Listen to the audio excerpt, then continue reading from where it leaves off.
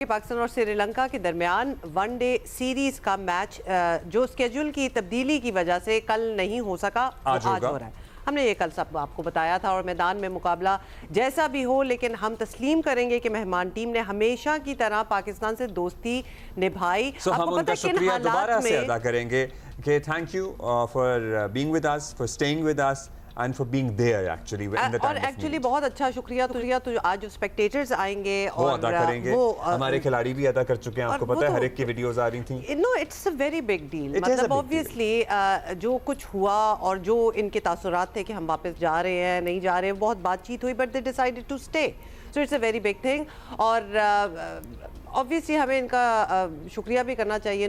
दोस्ती तो इन्होंने निभाई है, बिल्कुल ऐसे ही जैसे माजी में पाकिस्तान ने श्रीलंका में जारी दहशतगर्दी के दौरान श्रीलंका ना सिर्फ हर तरह से दिया, बल्कि उनका शदीद गैर यकीनी हालात में भी अपनी टीम वहाँ भेजी। So we have also done that in the past as well and they have also done it. So yeah so हमें जहाँ उन्हें हमारा एहतराम है, हमें भी उनका एहतराम है और हम उनके शुक्रगुजार भी हैं। All these things are you know about give and take.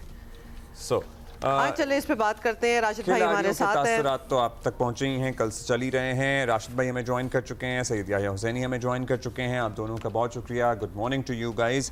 Rashid भाई, what should be the lineup for today? Would you suggest any changes?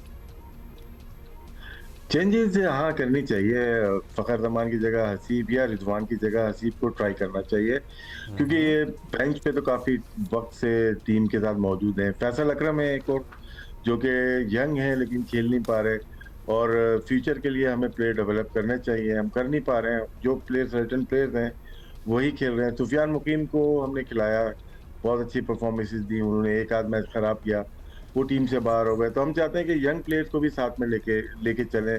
तो ये अच्छा मौका है। ये 2 वनडे रह गए हैं, उसके बाद ट्राई नेशन है, वहाँ पे ट्राई सीरीज है, वहाँ कुछ और नए प्लेयर डालने चाहिए और हमें फ्यूचर के लिए डेवलपमेंट का काम भी करना चाहिए। बाकी जैसे आपने कहा श्रीलंका टीम के बारे में, बिल्कुल बहुत ही टाइमली पाकिस्तान गवर्नमेंट ने और जितने भी इदारे हैं उन्होंने काम किया, फील्ड मार्शल हों या मोहसिन नकवी साहब हों, इन्होंने बर वक्त काम किया है, क्योंकि ये बहुत क्रिटिकल टाइम था। क्योंकि हमने 2009 भी देखा हुआ है, हमने 2000 भी देखा हुआ है, जहाँ पे ऑफशोर चले गए, हम मैच नहीं खेले। हमारे कितने प्लेयर्स ने होम ग्राउंड पे मैच ही नहीं खेला 8-9 ईयर। लेकिन पाकिस्तान क्रिकेट मतलब वापसी जब हुई है तो इम्प्रूवमेंट आई है, PSL पाकिस्तान आ गई। अब हम शायद बर्दाश्त नहीं कर सकते कि हमारी क्रिकेट वापस कहीं और चली जाए, और ये अच्छा मौका है क्योंकि लास्ट 1 ईयर में जो कुछ हुआ जियो पॉलिटिक्स में, उसमें पाकिस्तान उभर के सामने आया है। और यहाँ पे ज़रूरी था, ये क्रिकेट से हट के बात है, यहाँ ज़रूरी था कि पाकिस्तान को भी अपनी पावर शो करनी चाहिए। तो और अच्छे फैसले लिए क्रिकेट बोर्ड के अलावा, ये गवर्नमेंट ऑफ पाकिस्तान की जो फैसले हैं बहुत बर वक्त लिए, जिसकी वजह से फ्यूचर में हमारी क्रिकेट को फ़ायदा होगा और जितनी भी होम सीरीज हम और बढ़ा सकें, बढ़ानी चाहिए। बस हम यही चाहते हैं कि जो हुआ, और ऑब्वियसली फिर एक दिन डिले भी किए मैचेस वगैरह, उसका कोई असर, कोई ओवरशैडो ना कर जाए हमारी परफॉर्मेंस पे, because you know we are doing well. या व्हाट डू यू थिंक, क्या सेंस होगी आज in the stadium and also while our players are going into the field to play? सबसे पहले तो राशिद भाई अस्सलाम वालेकुम, हुमा और अब्दुल्ला अस्सलाम वालेकुम। और इससे पहले कि मैं कल की टीम की फॉर्मेशन आपके साथ डिस्कस करना चाहूँ, मैं सबसे पहले thank you very much Sri Lankan government, Sri Lankan cricket team, Sri Lankan management on behalf of Pakistan cricket board, Pakistan की आवाम की तरफ से उनका तहे दिल से मशकूर हूँ, ममनून हूँ। और जो आप वाइफ्स की बात कर रहे हैं, वो कल रात से ही हमको देखने लगी थी। रावलपिंडी क्रिकेट स्टेडियम में जब कल श्रीलंका की टीम होटल से स्टेडियम पहुंची, बस से उतर रहे थे, तो फ्रंट पर मौजूद थे शाहीन शाह अफरीदी, पाकिस्तान वनडे टीम के कप्तान, wicket keeper doctor Mohammad Rizwan, Babar Azam और बाकी टीम के खिलाड़ी। उन्होंने खिलाड़ियों को गले लगाया, हाथ मिलाया, उनका शुक्रिया अदा किया। और फिर कल बड़ी तादाद में बच्चे मौजूद थे, फूलों की पत्तियां उन्होंने श्रीलंकन क्रिकेट टीम पर निछावर की, उन्होंने फूलों के गुलदस्ते पेश किए, उनको बताया कि पाकिस्तान के अवाम आपका तहे दिल से शुक्रिया अदा करते हैं। फील्ड मार्शल सैयद आसिम मुनीर साहब, उनका बहुत शुक्रिया, उन्होंने बर वक्त श्रीलंकन के हवाई ऑफिशियल्स को फ़ोन किया। और एक बार फिर chairman Pakistan cricket board Syed Mohsin Raza Naqvi साहब ने दुनिया को ये पैगाम दिया है कि पाकिस्तान क्रिकेट की एक हकीकत है। और जिस तरह सैयद मोहसिन रजा नकवी साहब ठीक है, चैलेंजेस हैं क्रिकेट बोर्ड की सतह पर, टीम की परफॉर्मेंस की सतह पर, लेकिन जिस तरह उन्होंने चैंपियंस ट्रॉफी का मामला हैंडल किया, उसके बाद जिस तरह उन्होंने एशिया कप को हैंडल किया और जिस तरह वो चीजों को लेकर चल रहे हैं, सिर्फ बातें नहीं कर रहे वो। कल वो बनफसे नफीस खुद रावलपिंडी स्टेडियम में मौजूद थे। पाकिस्तान टीम के खिलाड़ियों से उन्होंने गुफ्तगू नहीं की, उन्होंने श्रीलंकन क्रिकेट टीम के खिलाड़ियों से बात की। सनत जयसूर्या की एक पिक्चर उनके साथ रिलीज हुई है, उनको ये एतमाद दिया कि भाई जी या this is such an interesting detail और बड़ा आपने अच्छा एक पिक्चर भी है जो खींच दी हमारी नजरों के सामने। बट ये ना हो कि इतने शुक्रिया में हम मैच भी उनके हवाले करते हैं, हमारा जीतना बहुत जरूरी है। तो हमें कर्टेसी दिखानी है बिल्कुल, लेकिन मैं सबसे पहले और बात एक चीज आपको अंडरस्टैंड करने की जरूरत है, ये पाकिस्तानी अवाम को भी। देखिए ये खेल है, दो टीमें मैदान में उतरेंगी, एक हारेगी एक जीतेगी, लेकिन हम लोग हार के ऊपर बहुत ज्यादा वावेला मचा देते हैं। हम जिस तरह की क्रिकेट खेल रहे हैं, मॉडर्न डे क्रिकेट से हम बहुत दूर हैं, हम लोग नामों पे चल रहे हैं। मैं तो अब ये बात कर रहा हूँ आपसे कि भाई रिजवान को भी T20 टीम में आप डाल दें, ताकि ये रोना गाना ही खत्म हो जाए वर्ल्ड T20 में कि भाई रिजवान नहीं था। बाबर को आप लेकर आ गए, 2026 वर्ल्ड T20 के बाद आप डिसाइड कर लें कि भाई इनको रखना है या नहीं रखना। लेकिन जो मैं आपसे बात कर रहा हूँ, आप टीम के हवाले से बात कर रही थी, अभी राशिद भाई ने बहुत सारे नामों की बात की। जो मेरे पास स्टोरी है, आज मेरा ख्याल है कि बहुत ज्यादा शोर मच गया था, अबरार शायद आज भी ना खेले, फैसल अकरम को शायद आज हम प्लेइंग 11 में रख रहे हैं। राशिद भाई ने अच्छी सजेशन दी है कि आज हसीबुल्ला को बिल्कुल आपको ट्राई करना चाहिए। देखिए हम लोग हार से डरते हैं, हम नए खिलाड़ियों को चांस नहीं दे रहे हैं। अभी हमारी शाहीन जो है वो कतर में मौजूद है, हमारी डोमेस्टिक क्रिकेट हो रही है। डोमेस्टिक क्रिकेट में मुझे नहीं पता कौन सी विकेटों पे हमारे हर मैच में सेंचुरी हो रही है। कल शान मसूद साहब ने 250 रन कर दिए, पूरी टीम 250 रन नहीं कर रही थी जनूबी अफ्रीका के खिलाफ। तो इस चीज को आपको अंडरस्टैंड करना चाहिए कि भाई आप नए खिलाड़ियों को मौका दें, दिल बड़ा करें। हमारे एक्सपर्ट को भी, हमें भी जो है वो इन चीजों को अंडरस्टैंड करना चाहिए कि थोड़ा सा मौका दें खिलाड़ी। लेकिन फिर अफसोस के साथ मैं आपको बोलूंगा, हुमा नाराज हो जाती हैं कि भाई इस टीम में वो है जो परफॉर्म नहीं कर रहा, जो नहीं है वो परफॉर्म कर रहा है। हाँ, ये वाला पॉइंट तो शुरू से है कि जो नहीं है वो परफॉर्म कर रहा है एंड दिल बड़ा करना चाहिए। वैसे हम तो अपनी तनकीद में या अपने एनालिसिस में बड़े खुले दिल के साथ करते हैं, and if somebody is new तो हम उसको भरपूर मौके देने का इंतजार करते हैं। राशिद भाई, हम तो शायद ज्यादा ही दे देते हैं। जी नहीं, मौके देते हैं लेकिन शायद ड्रॉप कर देते हैं। दो मिसाल अब आपके सामने है, हसन नवाज की है, उनको भी घर भेज दिया गया, मोहम्मद हारिस को गलत नंबर्स पे खिलाया गया, लेकिन चांस पूरा प्रॉपर देना चाहिए। अगर हारिस को हमने लिया था as a opener wicket keeper, तो वो फिर वहीं पे स्टिक करे। फिर ये फखर के फिट होने के बाद वो जगह फखर को ना दी जाए, क्योंकि किसी और को जगह ना दी जाए। तो ये प्रॉब्लम हुए हैं कि हमारे नए प्लेयर जरूर आए, इरफान नियाजी हमारे पास आए, ताहिर तैयब हमारे पास आए, साइम अय्यूब खेल रहे हैं, बाकी बहुत सारे प्लेयर्स आए जो कि ऑस्ट्रेलिया और साउथ अफ्रीका के टूर पे गए थे, लेकिन उनको दोबारा सेलेक्ट नहीं किया गया। कामरान गुलाम आए थे, उन्होंने वनडे में भी सॉफ किया, उन्होंने टेस्ट मैच में भी किया, लेकिन वो टीम का हिस्सा नहीं रहे।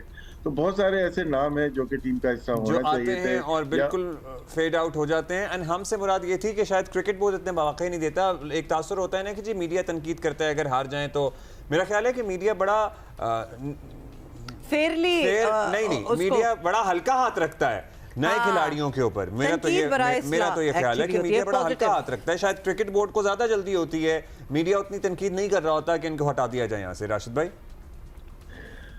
मीडिया देखिए हम काम कर रहे हैं, जो आज मैच होगा हम उसके ऊपर बात करेंगे। हमने जो बात की हसीब की या फैसल की, अगर वो नहीं खेलेंगे हम दोबारा बात करेंगे। ये तनकीद नहीं है, ये एक स्टोरी चल रही होती है जिसके ऊपर हमें बात करनी चाहिए। हमें नरेशन बिल्ड करना पड़ता है किसी प्लेयर का जो अच्छी परफॉर्मेंस के बाद नहीं खेल रहा। हाँ, जब पूरा सेटअप ही डिजास्टर हो जाता है, जैसे एशिया कप में अगर हो गया या वर्ल्ड कप में हो गया, फिर तो तनकीद तो बर्दाश्त करनी पड़ती है। जहाँ पे इतना ज्यादा इन्वेस्टमेंट है, पूरे मुल्क की इतनी इन्वेस्टमेंट होती है, प्लेयर की, पीसीबी की, तो वहाँ तो आपको तनकीद मिलेगी, उसको आप लेना चाहिए।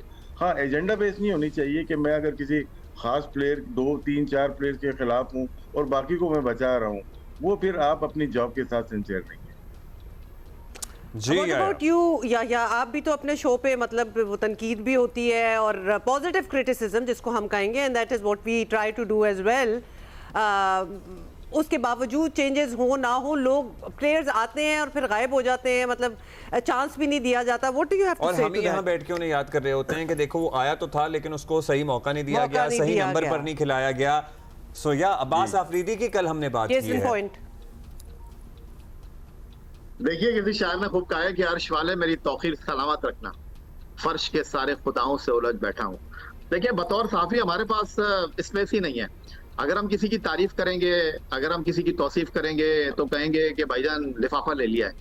अगर हम किसी को आईना दिखाएंगे, किसी की तस्वीर पेश करेंगे, हकीकत बताएंगे तो कहेंगे ये प्रोपेगेंडा कर रहे हैं, ये जनाब एजेंडे के ऊपर चल रहे हैं। बीच का कोई रास्ता है नहीं आपके पास।